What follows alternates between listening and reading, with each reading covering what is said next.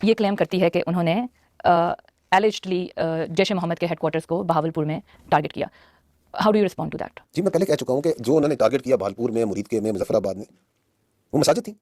आप लोग सब लोग मीडिया अगले दिन गया, क्या ये पॉसिबल है कि रात को वहां पे टेररिस्ट थे, टेरर कैंप्स थे, चंद घंटों बाद क्या हम वो सारा वहां से मलबा उठा के in the presence of the hundreds and people on the कम कर सके?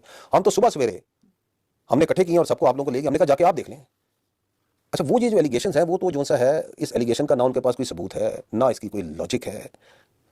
ये एक शेल्फ लाइफ एक्सपायर्ड नैरेटिव है जो वो थोड़े अर्से बाद चलाना शुरू हो जाते हैं कि जी पाकिस्तान ने इंडिया में दहशतगर्दी कर दी। मैं यही तो कर रहा हूँ कि दहशतगर्दी, एक्सट्रीमिज्म, ऑपरेशन इनका इंटरनल इशू है। ये फर्जी कहानियां निकाल के जो से लेके आ जाते हैं, उसके ऊपर भी गवर्नमेंट ऑफ पाकिस्तान ने बड़ा क्लियरली कहा आपके पास सबूत है तो ले आए, उसकी इन्वेस्टिगेशन करा लेते हैं, वो भी आप करने को तैयार नहीं। लेकिन भावलपुर में ही हमने देखा कि मौलाना मसूद अजहर की फैमिली जो है, उनके फैमिली मेंबर्स जो हैं, उनकी they were killed in that strike. India अब ये क्लेम करता है कि जो हलाक होने वाले लोग हैं उनमें अब्दुल रऊफ अजहर जो उन्हीं के भाई हैं, उनकी भी हलाकत हुई है। इस पे आप क्या कहेंगे? जी मैं पहले तो मैं सिर्फ ये अर्ज करूंगा कि इंडिया का जो हाई कमिश्नर है यूके में, वो तो कह रहा है अब्दुल रऊफ अजहर ये नमाज जनाजा पढ़ा रहा है। वो कह नहीं रहा स्काई न्यूज़ पे आके, वो ये कह रहा है ये नमाज जनाजा और ये जो शख्स पढ़ा रहा है ये अब्दुल रऊफ अजहर है उसका भाई। तो मैं ये किसको मानूंगा? अब्दुल रऊफ अजहर का भाई इंडिया का मीडिया एक कहता है कि ये इसकी इलाका ये डाइड ओवर हियर, एक कह रहा है ये जिंदा यहाँ पे नमाज जनाजा पढ़ा रहा है। इंडियंस के जो क्लेम्स है ना, जो उनका मीडिया करता है, इसके मीडिया के जो क्लेम्स हैं उनको बड़ी सोच समझ के लेने की जरूरत है। बाकी जहां तक ये नमाज जनाजा चाहे भावलपुर में हुई है, चाहे मुरीद की हुई है, चाहे मुजफ्फराबाद में हुई है, चाहे बाद में हुई है, चाहे अभी जो बच्चे मारे गए, ये हमारे कौम के बच्चे थे। 22 औरतें और बच्चे मारी गई हैं। ये मैं आपको उनकी तस्वीर दिखा सकता हूँ। I have all the pictures of this people who have died. ये आप उनके, दीज आर दी पीपल, ये हैं वो बच्चे, लुक एट देयर फेसेस।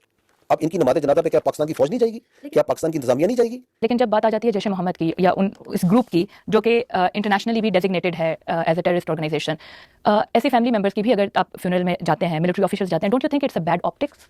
आप मुझे ये बताएं कि क्या मैं किसी जगह पे बम मार के हम कह दें ये जैश ए मोहम्मद वाले, ये दहशतगर्द हैं? यही तो हम अर्ज कर रहे थे पहलगाम के बाद से कि आप वो लिंकेज तो प्रोवाइड करें कि इसके पीछे जैश ए मोहम्मद है।